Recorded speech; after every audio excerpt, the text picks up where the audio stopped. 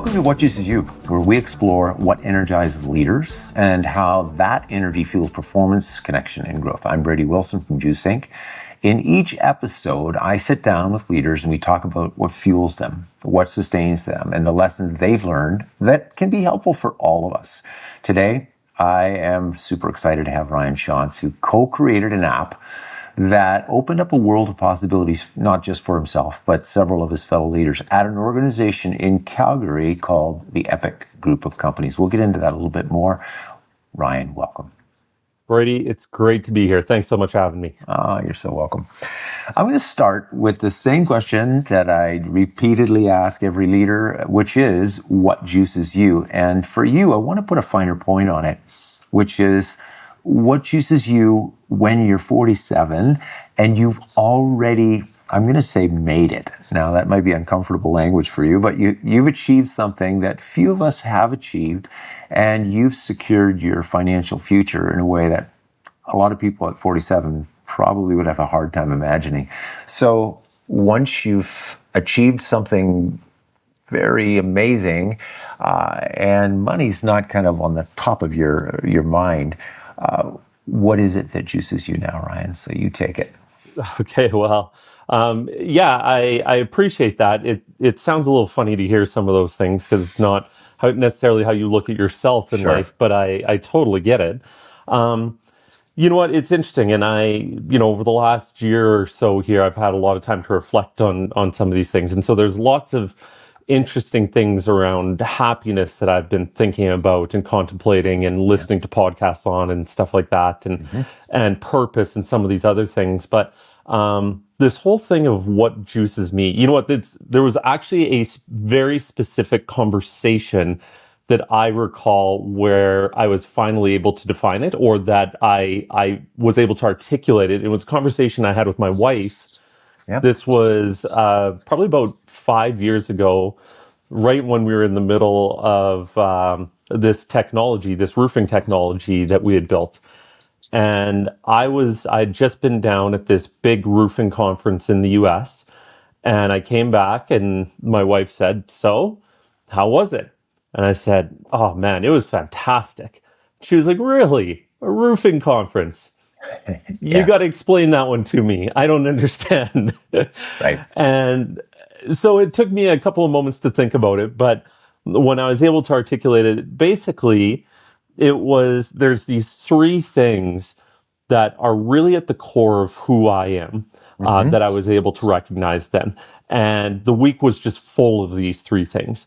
And so the first one was product. We had created this product, and getting to imagine how this product would evolve, what else we could do with it, how it would be positioned in the market. I loved the product we built. It was very, very personal to me. I was very hands-on in sort of a lot of the design and development of what the product was and how it worked. And so there was this creative side of me that it just kind of was perfect for who I was, that I got to express myself through that product. So a bit of this creative bent, right? Getting to create something, really, really pushes me. And, it's one of those things I can't turn my mind off on it. Yeah. So it's there whether I like it or not. Right. The next one I would say is strategy. I love being able to think strategy, talk strategy, listen to others, learn about things, and then try and apply that to what's going on around me. And so this whole week that we had down at this roofing convention, not only was I talking to customers and talking about the product and where we could go with it and what we could do, but I was talking with partners down there and what they were doing, how we could partner together, what opportunities there were in the market, how we could position things together. Like, there was just a lot of that really got me going. And the third one was relationship. The whole week I was down there, it's lunches and dinners and talking to people and getting to go deeper with people that I'd known for a bunch of years already, but as well meeting new people. And that side of getting to connect with people in authentic relationships, getting to learn more about them, getting to talk about things, not just in business, but life and stuff like that. That mix that I got to really, really enjoy through the years of running SumoQuote there, of getting to be creative and getting to really function in a position of setting strategy and having a lot of fun, interesting, dynamic relationships around me with partners as well as team members. Man, it hit it on all cylinders for me. And so now, even in a new sort of part of stage of my life, it really actually comes back to those three things again in what really drives me and how I think and approach life in general. And I guess I was fortunate to be able to recognize those things a number of years ago, but they're still the same things. It's still who I am, sort of who I was created to be, and how I function, the core of who I am. And so those things, they continue to drive me and juice me today as well. You know what? What's interesting to me when I hear those three things is they don't often all live inside the same human being. What I mean by that is sometimes we have somebody who is super creative, innovative, the R&D, just leave me alone because I'm just creating, but they're not necessarily interested in having a lot of conversations and relationships. Yep. Or you can have somebody who is incredibly strategic, high-level thinking, but isn't necessarily that creative. I mean, so you've got a Venn diagram of all three fitting together in your world that makes up quite an amazing mixture, and I would imagine positions you very well for what you had to achieve, how you needed to collaborate intelligently with others, what you needed to be able to do to position your product in the marketplace and really get your hand on the pulse of how it might have value for partners and contractors and whatnot. But anyway, I just want to note that those three, they don't always live in the same body. And for you, they certainly do. It's really interesting. Yeah, no, it's, we would talk internally as a team. One of the things we would talk sort of about each of us individually, but ourselves as teammates is, I'm assuming you've heard of the Enneagram test? Yes. So Enneagram, so when you're talking about that creative side, but maybe not wanting to, my understanding is in the Enneagram, that'd be more of an Enneagram 4. Okay. And so that would be a wing. That would be sort of a secondary. It wouldn't be my primary, and part of that then, there's some empathy or emotional intelligence on that side, right? Of being more of an individualist and sort of coming through some of that stuff. And then my primary being more of a 3, more of an achiever. And so having that drive and that push, and then, sort of naturally having some of that strategy side fall in there and stuff like that. But it was always really fascinating for us to talk about that, because I find a lot of these personality tests, it's all about an individual, about myself, knowing myself, but it's very hard to apply to or understand other people with them. Right. Whereas the Enneagram really gets to the core root of what motivates or drives somebody. And so then it's fascinating to me, because now it becomes about other people and understanding them and how they're wired and why, when they're pushing on something in a conversation, what's sort of mattering deeply to them. And so I like that, because it is something, simple for somebody as simple as me to be able to understand a bit of, but then to be able to recognize a lot of the core wiring of people and then be able to associate or relate to them a little bit more based off of how they're wired, and not trying to force them through my way of processing things. Ryan, I wonder if we can get to the punchline. So this is going to be a spoiler alert for people. You created an app called SumoQuote, I think. That's right, yep. Yeah. That really refines and essentializes the process of estimating, so that a contractor, it just makes it way easier for them to actually get the quote. Have I got that right? You do. I'm going to throw one sort of thing in there, because it's something that I find a lot of people building tech and stuff like that, they go a slightly different direction with this. The initial premise of why we built this, and so SumoQuote, you build quotes fast and sales presentations kind of all in one. Okay. And so exactly what you said there. But when we built it because we thought the experience for the homeowner was confusing and poor. And so we wanted to give transparency, education, options. Like we wanted to give a really fantastic experience to the homeowner. So we really started off obsessed with the customer or our customer. Yeah. And then ultimately with SumoQuote, we had to fill backwards into all of the operational things that contractors needed in integrating with their photo app, their CRM, their price lists, a lot of this other stuff. But we started with the homeowner in mind. Yeah. And it still feels like today, as obvious as that is, that a lot of the technology I see and stuff like this, it's about improving the operations of business, but it is rarely about the care of the end user or the person after the fact. Go so figure. that's really where we started, and I think why it did as well as it did. Yeah. But yeah, I don't know, that's something that I just think if more people could see and understand and focus on, there would be so much opportunity for them in their industry or whatever they're doing. Totally. So maybe just a bit of background and nuance and color commentary. Epic Group of Companies in Calgary, Alberta, Canada, is where you work. And I understand that you're not just doing roofs, although that was kind of where Epic started out, but you're doing siding, you might be doing glass, interior renovations after damage has been done. Have I got that right, Ryan? And basically, maybe you could say what it is about what Epic does that caused you to go, we got to create this for ourselves first, and then it went far beyond that. But maybe just give us a bit of background. Yeah, so Epic Roofing, Calgary, Alberta here.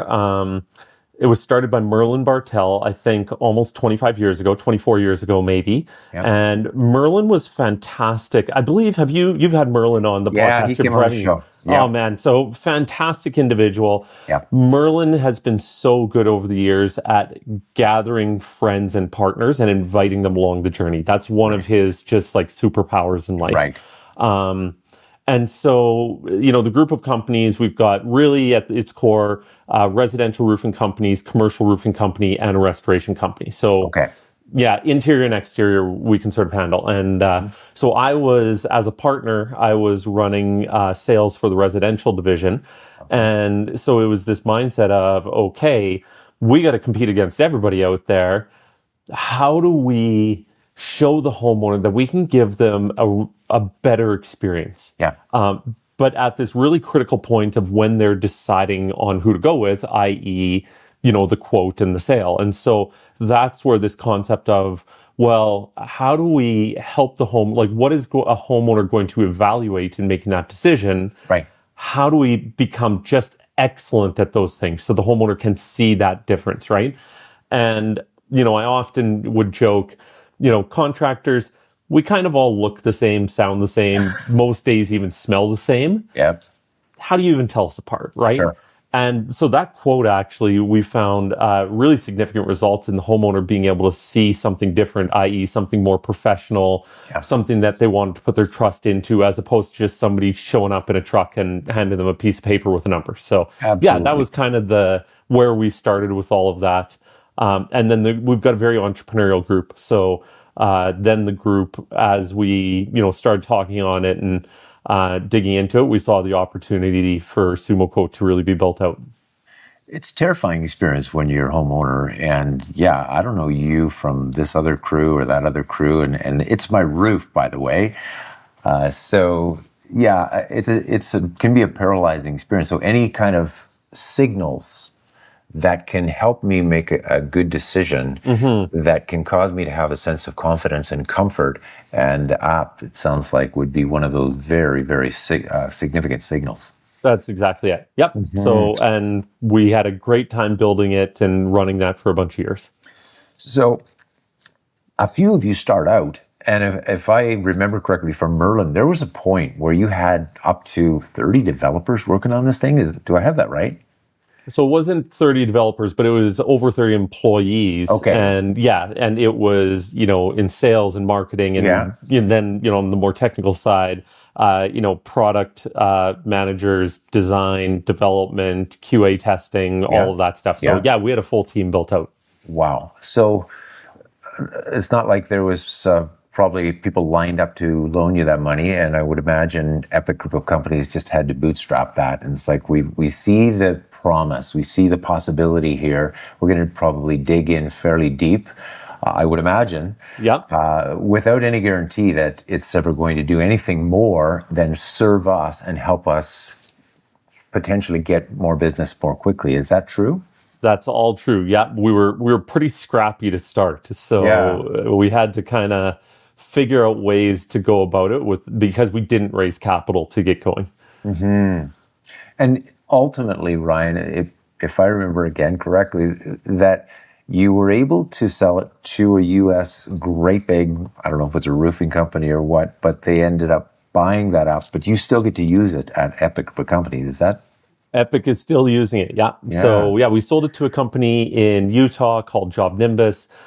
So they've taken it over, they've integrated it into their product as well. And it's interesting. We're talking about roofing technology, which doesn't really seem like it would be a thing. And yet, there's 80 to 100,000 roofing contractors in the US, and people own homes, and those homes need to be protected, and your roof's a pretty major investment that you make. So the more I've been in this industry, the more I've just fallen in love with the roofing industry. I just think it's fantastic. And so, it's been quite a journey, and I've gotten to see a lot of it in my travels over the years to all these events and stuff. Yeah.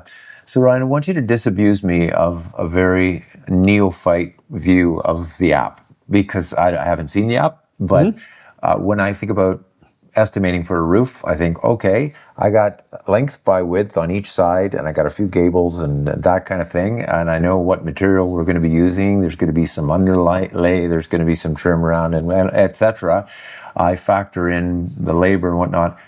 I'm trying to figure out how it is that this needs even to be an app. So help me. Like, I know this is like ridiculously simple the way I'm describing it. So please help me understand the intricacies of what it is that you developed that, apart from it looks more professional, and so now this terrifying decision is more comfortable for me. What's involved in creating an app like that? Well, and so if we go back to the homeowner and how the homeowner is, where they're at in this process, and what they're trying to understand and what's going to influence their decision. So we basically sort of took a whole bunch of these concepts that existed, but were typically just, spoken to them by the salesperson if the homeowner asked the right question in the right time and everything else. But, we made it very, very simple for the company to share who they were, what their values were, how long they'd been in business for, to share inspection photos, so to educate the homeowner on their own property, what was going on with it, what potential issues there were,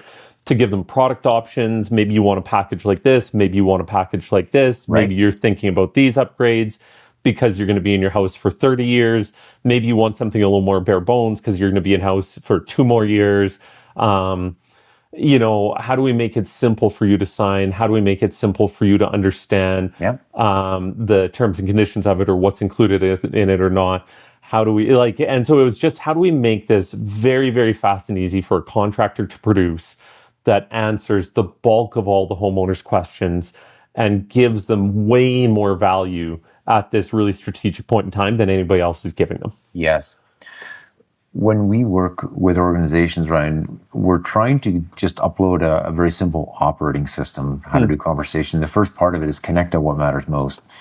And then the next is, let's explore what's possible. And then could we co-create shared value together? And it feels to me like you nailed, well, all three, but especially number one, that thing that developers completely ignore or forget or not sensitized to, which is the lived experience felt to you, the designer, in a very palpable way.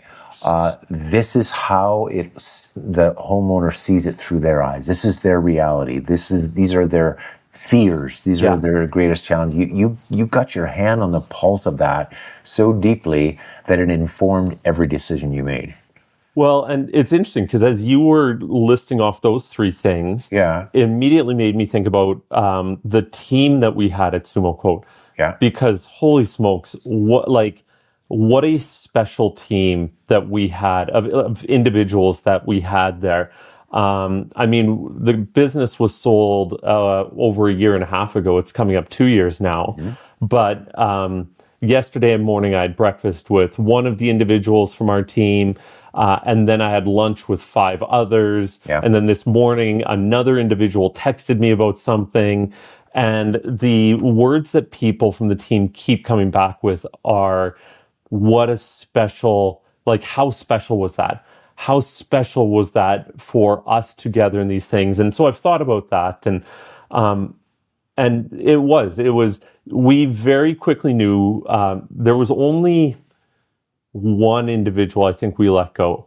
Like, we were very fortunate in our hiring and amazing. Bringing that team together. But those 3 things that you listed, so our 3 things, and I think they're very, very similar to what you just listed off there. We tended to hire people that were very, very excellent at what they did. Most of those came as referrals from our employees, and it was bringing in other individuals that they had worked with previously.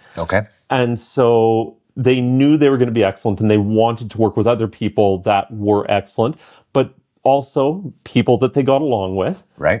So interpersonal skills and how we connected and everything else. And then the third one, which you touched on there, is we tended to have similar values.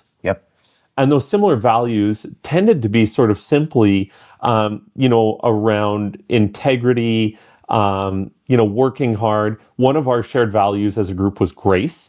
And grace was an interesting one. We defined it as kind of the hard part of relationship. Interesting. Tell me more about that. So for grace, I mean, let's call a spade a spade. We were working with roofing contractors. So this is a special group that probably needs some extra amounts of grace at certain points. Like, it was a pretty rough group at times and stuff like that. But we wanted to have grace for our contractors, grace for our homeowners, and grace for each other. And when we say it's the hard part of relationship, grace is like, it's not an easy word. It's when somebody says or does something that we may not agree with or have an initial emotional reaction to. How do we look past that? I actually, I'll share this. This is a pretty deep one for me. One of our executive team members, that he was the second individual hired at SumoQuote. He passed away in May. And so I still get pretty emotional thinking about him and stuff. Really, really special individual. And I had the honor of speaking at his memorial. And I missed sharing these words at the time. Because, I mean, even after the fact, you think about it all the time. You think about them all the time. And what I wish I had shared about this individual, what I thought really, really set them apart in life, is they would believe the best of people. Right? So tie that to that concept of grace. And that sounds very, very simple in some ways. But when I dig into, well, what is that and why is that? And, I think at its core, one of the things that this individual was truly the most exceptional at that I've met is his belief in that people are genuinely good at their core. And he could see that goodness. And when you, in this world of social media and all of these things, and how people will so quickly say these words that feel shocking and hurtful and all this other stuff, I think they justify it because it's like, oh, well, the individual I'm saying it about is generally bad at their core. Exactly.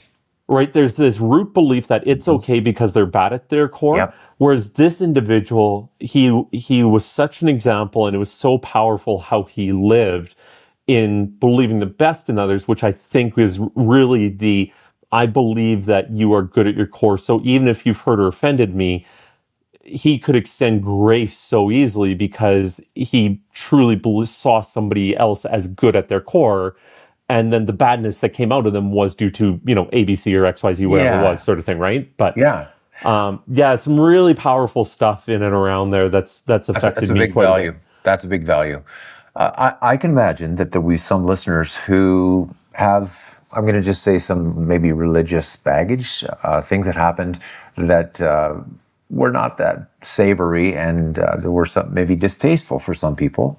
Not everybody has that. Some people have great experiences from religion, but grace happens to be, for some people, more of a religious word. What I'm hearing you say, believing the best, which I think needs to be predicated on the ability to spot the true potential in somebody, which is its own amazing skill. But it also feels to me like charitable interpretation, seeing a behavior, and rather than, to your point, they're flawed, they're broken, they're malice, they're evil, there's darkness. No. It's like people are trying their best. And so I'm gonna have this charitable interpretation to all of the events and the behaviors that I see. Is that the flavor of grace that you're talking about in that value? I think that's fair. I think the challenging part then is, how do you balance not being walked all over? Yeah. How do you balance protecting yourself, protecting your team, not being taken advantage of as well in that? And so that can be a tricky line. And I certainly feel like I've probably erred at certain times in giving people too much credit, and then they take advantage of that. Got it. Yeah. But I'm trying to think if this is, applicable. We both have a really good friend named Todd Rukowski. Yeah. Fantastic individual. Yeah. And Yeah. I remember Todd saying one time, very simple line, but it stuck with me, where he said, basically it's this concept of hurt people, heal people, heal people, and sort of apply it as you will to this situation. I can understand if, and again, maybe I'm giving too much credit to, maybe they haven't been hurt, maybe they're just a prick. Right? Yeah. It's, Yeah. And that's this. So I do have this side of me that wants to genuinely give the benefit of the doubt often, but also, as you go along, you recognize that you can give the benefit of the doubt. It doesn't mean that that there aren't consequences for actions, that you don't have to make sure that you respond accordingly for what the response should be in a situation like that. So it's a tough balance. I love that. If I may, it just feels like grace is perceived as soft only, but I'm hearing from you that there's a hard and a soft to grace. And so the soft is, I accept you, and you are included here at Epic and in the SumoQuote team. And the hard is, so stop shape-shifting and stop trying to fit in, and be your true self, because you belong, right? And so there's the soft, but there's also the hard. It's like, I see the best in you, and because I see the best in you, you said you were going to do this. Yeah. And so I am damn well holding you accountable that you deliver on what you said you were going to do. And so I can see the soft and the hard working really beautifully in this word grace, where we often could perceive that it's just a soft word. We had an individual at the organization, and they said a couple of things totally unintentionally hurting another's feelings. Okay. And we came down hard on them. Okay. Incredibly hard on them. But in the conversation with them, because we had so much relational equity there, in the conversation on how hard we came down on them, and they felt it, and it was very difficult for them. Mm-hmm. It was we would rather you have the opportunity to learn this lesson by those where you're surrounded that care for you, than in your next role in your career where you may not have people that care for you as much. Exactly. Or that. And so, and the results of that were very, very good. Right? There was an ownership, there was time that it took to sort of work through that process, mm-hmm. and the impact it had and everything else. And then there was recovery from that, and, opportunity and leadership and everything else from there as well. But a really fine line, and, you do your best to try and get it right, but it's a tough one to hit. Ryan, you didn't just build an app, you built an ecosystem of high challenge and high support. It feels to me like that same group of people, and I can imagine from many different nations, I don't know, but I would bet you if it's like the rest of the Epic group of companies, that because of that ethos that you have built, the culture that you have architected, you could literally go and build another app for, it wouldn't have to be construction at all, because part of your secret sauce is we get inside the lived experience of the final user and everything has to serve them. So whatever that app could be, I would imagine this team with those values, and especially grace being predominant there, you could probably build anything. Is that fair to say? It's interesting. Like you say the word "you" there, like you've built this and created this culture and stuff like this, and it's awkward, and in ways it's wrong because, Okay. like it was. I'm going to point at our CTO that we hired. So the very first person we hired, his name's Patrick. Phenomenal individual.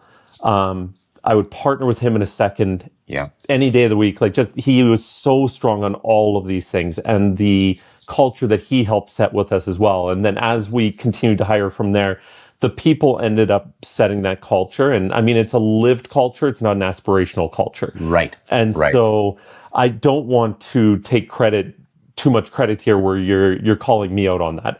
But anyways, it feels awkward to hear it kind of thing. But it truly is the team and how the team walk that out. And it then becomes, when you try and define it, and you bring those words back to the team to say, because, you don't start day one with these are our values. You start 2 or 3 years into it. It's like, wait a minute, we haven't technically defined our values yet. Maybe we should do that. And you bring it back to the team and they're like, well, yeah, that's us. Like, Yep. no, like you're just using the words that already define who we are as a group. So that's great. But yeah, so to your second comment there of, well, can we take these things and build again? Yeah, absolutely. I'm sort of just in the, you and I haven't chatted about this. I'm just sort of starting another tech build here. So, and so it'll be interesting. It's putting a team together and it's it's in a similar industry of roofing and technology and stuff like this. And, but I think this will be not the execution of it, but the, in how to initially get it off the ground, I think is going to be easier. Because you've demonstrated to people, not just teammates, new teammates, some new, some old that you've got, but also the industry, because we're going to be in the same industry. You already have a reputation. And if your reputation is one of looking for win-wins, listening, caring, doing things the right way, having integrity, all of this stuff, now you've already got more of a launch pad. Whereas before, I was brand new to going out to the North American industry. Nobody knew me, nobody knew the rest of the team and all of this. So we had to develop our reputation out there. So I feel like this will be a little bit easier because we have had, we've got that reputation. And I guess as a secondary part with that, or further evidence of that, our team, as they've shifted, we were acquired, a bunch of them have moved to other organizations now, and quite often within the industry. Our team is highly sought after by people in the industry because of the reputation our team had and our brand had in how we existed and functioned in the industry. So again, just very consistent to the team and who the team has been and how the team entirely sort of associated with the industry and carried themselves. So it really was, as a group, a pretty special time. And now I think there's people making waves all over the place in the industry from that team. Oh, well. So one of the things I want to think about now is the question I asked you was, what juices you, and especially when you've made it. And I think you're pointing to, first of all, what juices me is I can use this trifecta of creativity and strategy and relationships in the new tech build. But one of the things I'm looking at here is there is an energy that is associated with the pursuit of a goal, which is very different than the energy that is associated with the achievement of a goal. And so in the pursuit of creating the SumoQuote, it could have been a 2 or 3 year, you saw something, there was a vision, there was a hum, there was a buzz, this collective energy. When you got there, I'm assuming there were a lot of high fives, and when it sold for a very significant sum, I won't disclose that, but I would imagine a certain energy of achievement, of accomplishment and progress, etc. But often, I do a lot of marathons and Ironman and all this stuff, and so the energy that is in pursuit of the goal is necessary for you to train for 20 hours over a year period. After the day that you finish the Ironman or marathon or whatever, that energy only lasts for about 2 or 3 days. Yeah. There's a half-life of energy associated with accomplishment. So now you know where I'm going. After you sold it, and the bugs were mostly out, and it's an amazing thing. What happened to the energy of the team? And now they're sought after. So some people are staying, some people are going. But talk to me about that energy that happened right after the massive apex of accomplishment. Yeah, it's interesting, right? Because everybody, the Epic Group team, all would have had different amounts of time and energy and passion inserted into it. Yeah. And so that would have felt different for everybody on their path. Mm-hmm. The SumoQuote team, it was interesting because certainly a number of individuals got some wins out of it and stuff like that, but very quickly they were thrust down this path, not necessarily of their choosing when they came to be employed by SumoQuote of, oh, now we're acquired by this company. What does that look like? What does that feel like? And so there's a lot of wrestling through, how do I feel about this, and what is this next chapter going to be like? So there's some unknown with that stuff. That the concept you talk about there, where that marathon and that high only lasts for a couple of days, right? Or how quickly it's sort of fleeting and disappears. The last year here, this was something interesting that I've been sort of researching and thinking about. I've been thinking a lot about happiness, purpose, stuff like this. Have you heard of an author named Arthur Brooks before? Definitely. Interesting individual, right? And so definitely. You might be sort of very aware. There's a bunch of things that I could kind of pull out in how he talks about this stuff, right? So for those that don't know Arthur Brooks, he's an MBA prof at Harvard Business School. Very interesting life, started in Seattle, Washington, and sort of went through becoming a musician over in Europe and then coming back and getting more into the business side of things and being a CEO and then ultimately winding up at Harvard. But right now he teaches this course on happiness at Harvard. And one of the most sought after courses they're in their business school, which is quite interesting that it's happiness, not finance or something else, right? Mm-hmm. And it's interesting because he uses this example, sort of as you were talking about being an athlete and how, you push your body, you work hard, you hit this high, and he's talking about a heart rate, right? So you hit this high of, and your heart rate's, 120, 130, 140, you're working out, whatever. But if it stayed there forever, like you would die. Yes. That's not healthy. It can't stay at 130 forever. Right. And so it drops back down to your resting heart rate. Sure. Right? And so for myself personally, and going through and seeing this financial win, which is interesting stuff like this, you have all these expectations ahead of time. And then it really isn't what you think it would be. And so around this concept of happiness, and you think it's going to be this high and everything else, there's this little high, just like you said. Yeah. But then it just drops back down to this resting heart rate sort of thing. Like you really aren't any happier after the fact than you were before. Amazing. Now, I don't want to, there's one caveat I want to throw in here, and Arthur Brooks talks about this as well. I don't want to discredit the what it has helped with taking away some of the financial stress or pressures of life. So the unhappiness side. Right. So it had this singular thing that does stress a lot of people out, and it is very significant. And so you don't want to take away from that whatsoever.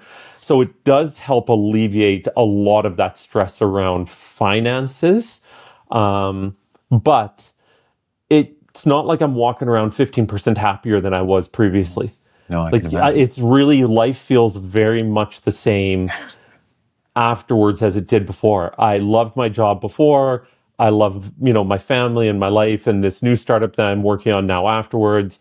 I valued relationships and being creative and building things and trying to set strategy before. It's the same things I'm doing afterwards. Like it changes a couple of things, but actually the core of how you walk through life and who you are and all of these things. Here, I'll give you another good one with this. Again, we both have our good friend Todd Rutowski. Yeah.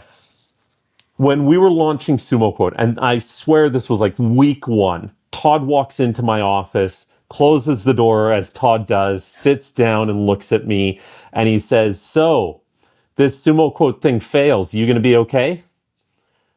And I was like, "Oh, well, thanks for the encouragement here, buddy." Yeah, but exactly. But no, it was this really, really good question, and I had failed at enough businesses before that where I always loved the type of business where you're swinging for the fences. It's just fun to think big and dream big and really go after it. Yeah. But I had failed at a number before that. And so I thought about this question from Todd of, am I going to be okay if SumoQuote fails? And I ultimately came to this sort of realization of, well, if SumoQuote fails, I'll be okay because I'm still just me. But likewise, if SumoQuote succeeds, I can't think more of myself because I'm still just me. Right. Like, if I'm going to pick up the failure and wear it as a burden on my life and everything else, and if I want to avoid doing that, then I also can't pick up the success and wear it as a banner on my life and believe that I'm a different because, this one was a success after these ones were failures. And I very easily could have just failed again. And right, like so there is, this before and after, this happiness level, this how do you view yourself? Like it actually, a lot of it doesn't change that much. And a lot of it is still rooted in this. How do you just see yourself? How do you know yourself? How do you see the world around you? How do you believe in humanity? How do you, what do you anchor yourself to in who we are and why we exist and, what's important in the world around you? And, so it, I can appreciate the conversation of, you've seen this win, you're in this different phase, not as many people experience. What's it like? And to a degree, emotionally, a lot of it really isn't that different. It's just very consistent with who I was before and who my family was before. And again, all of that to throw that caveat on so that I don't sound like a prick as well in not recognizing the benefit that I got. And yes, we don't need to worry financially like we did before. So, always wanting to be respectful of that as well. I think this is key, Ryan, because I can imagine a lot of listeners could fit into the category of your identity will shift if $5 million is added to your pocket. Your beliefs will shift. Your values will shift if you have $5 million. And I think what you're saying is these things, it's not that they cannot be altered, but that big win for you anyway, it did not touch your identity. Well, I think it did not define you in a way that some people might think it might define you. I think if I don't know if it's the saying or how it goes, but I've certainly heard the comment before on, if you gain a bunch of money, it kind of makes you more of who you already were. So if you were already a prick, if you're already greedy, if you were already, wanting everybody to pay attention to you and this and that, it just, makes you feel more entitled to that or act more like that or whatever it is. And likewise, hopefully on some of the good things as well. But I think who you are as a person goes a lot deeper than, what money might. I don't think money necessarily changes an individual. A lot of the time, I can really I can only comment on that in my case and how I'm hoping that I'm walking through life and stuff like that. But it's that's how I kind of feel about it at the end of the day. Yeah, it feels to me like it's an intensifier. Yeah, that's a great Right? word. It's an amplifier. And so you're going to be a certain way. And then money has the capacity of intensifying that because you have so much more purview. Yeah, it's interesting to me. Sometimes I do the kind of thought experiment of if I could literally buy anything that I wanted and I could do anything that I wanted from a money point, what kind of person might I be? And one of the things that terrifies me is that I would destroy my family. So I've got 4 kids, they're all married, I've got 13 grandchildren. And if one of them was having any kind of financial struggle, I would literally go and buy them a house.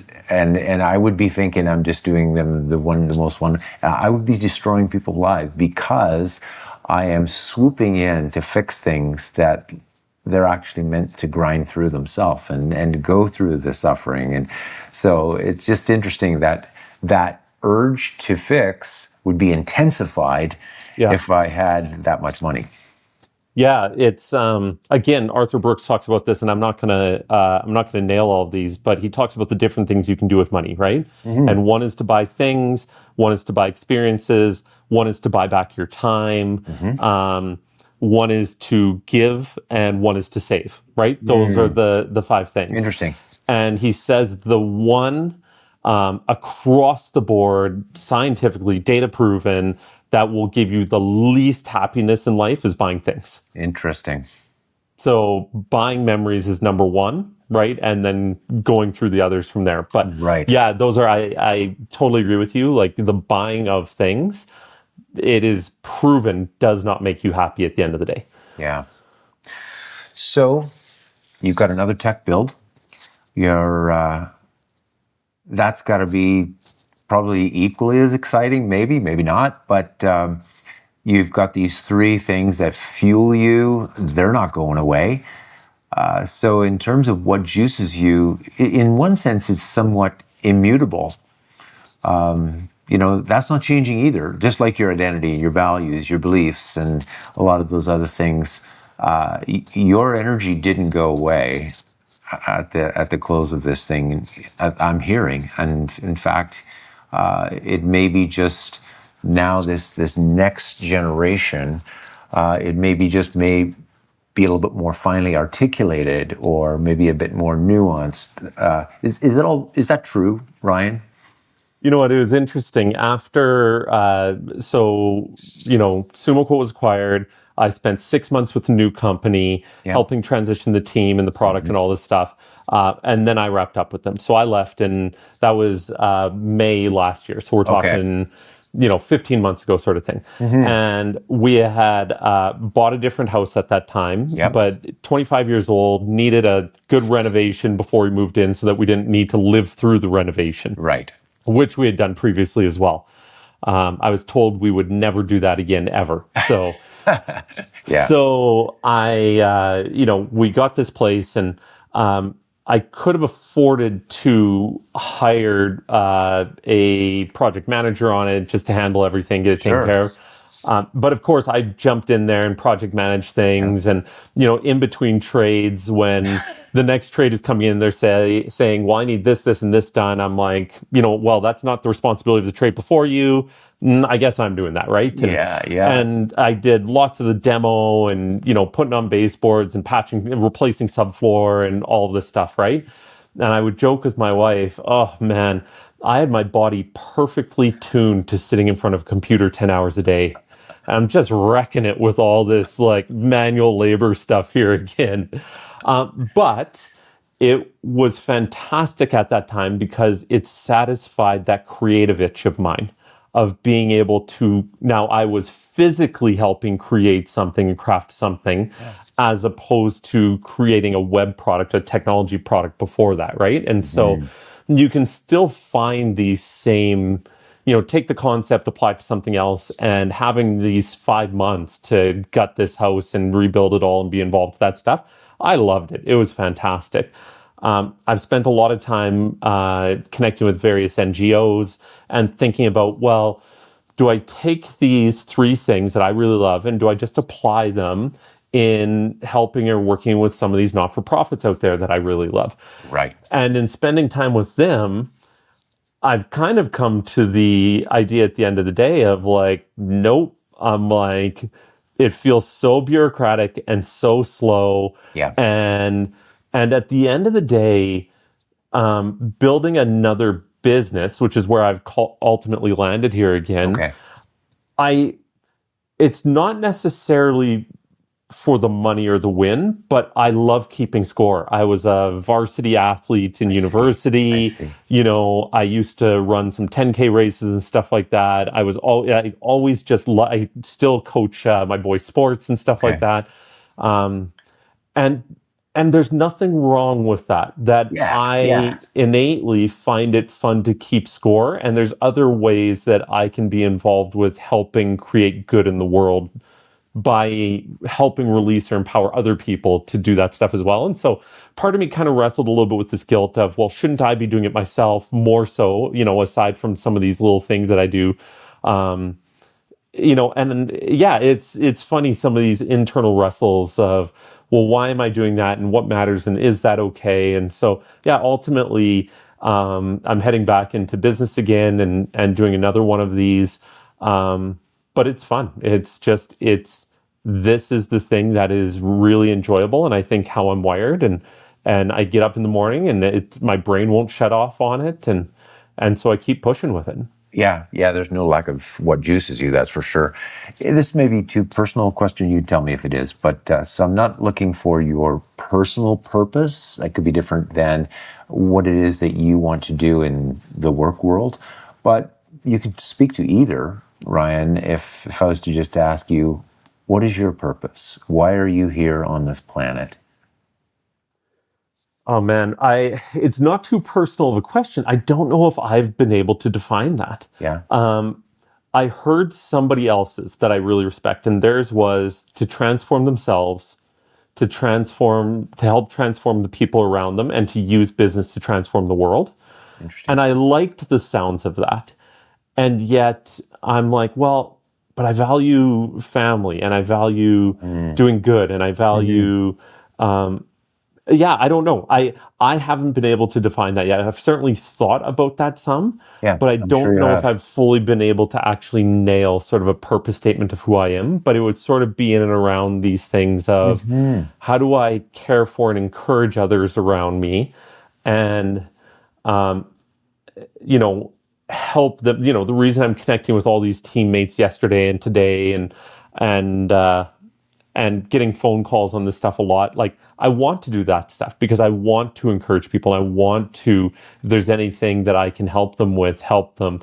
It gets a little exhausting at times. There's still that, how do you balance that with just life and family and stuff? But I don't know, Brady, it's such a good question. And maybe I need some coaching or some counseling from you and you could help me discover it. But I don't know if I have that answer for you right now. It's a hard question. And, what is it that you want to be and do in the world? And that thing that at the end you would, on your deathbed, look back and go, I ran the race and I was able to. So mine is like super, super simple.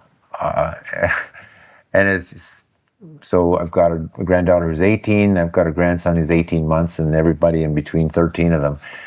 And the kids and whatnot. And at the end of it all, I just want them to be my granddaughter to say, I know what love is because of my grandpa. That's awesome. I like that. Yeah, I know what it's like to be respected and listened to and challenged.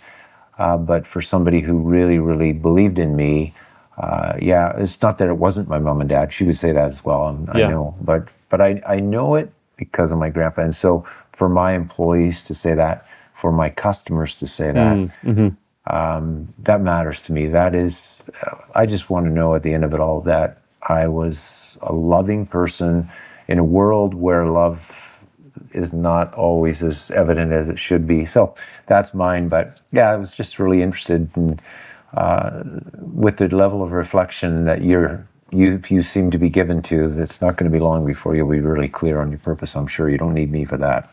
Well, and I think I would probably steal what you shared there with my wife and my boys, my three boys. But I know I've always, in the workplace, and you've already heard my words, I've used it in this before, but he did things the right way. There was integrity, there was character, there wasn't my team knew that, the industry knew that, like there was a consistency to, no, we trust him and believe in him because he will do things the right way. So that I know matters, and that might go back to my father's Mennonite roots in small town Saskatchewan and stuff like that as well. Of wanting to be trustworthy in business and life and do things the right way. Yeah, doing right by people. There's a big purpose right there. It's lovely. Yeah, Ryan Shantz. What a treat. It was really lovely to hear the story. I didn't know what to expect. I was expecting more of the story of the tech. I was actually not disappointed not to get more of that. I was really, really enjoying how you built the team, the composition, and how people brought people in that they knew, but they had to have excellence as well. And how, over time, it's like, yeah, these actually are not aspirational. These are operating for us. Why don't we just put a name on these? But having named them, they were significant. They allowed you to step into the conversations that you needed to have, and ended up creating quite a culture there that's going to go way beyond what you did with SumoQuote. That's very powerful. We were fortunate. And again, I think it was the gathering of the right people where we had those aligned values and then sort of could recognize that and frankly enjoy that in our work together as we built something special. It sounds like there was a lot of fun there. A lot of buzz. Oh man. Yeah. Best part of my career, hands down. It was, I loved it. We had a great time. My guess is that a lot of those people will look back on this and say those were some of the best days of my life. I hope so. I've certainly heard that from people multiple times, even in the last month or so here. It's very encouraging when people think back to that time. That those are the words that come out, and to watch all of them stay connected still and how tight of a group it is still. Yeah, really special. It wouldn't be a bad purpose in itself, would it? Yeah. Have create a culture and environment, an ethos where people look back 20 years from now and go, those were actually some of the best 5 years of my life. That wouldn't be bad either. No, you're right. Yeah. Ryan, thank you so much for taking time. I really appreciate it. And I know that all our listeners are really going to benefit from your story. Thank you. Brady, it was fantastic. Thanks for having me on. Okay, you bet.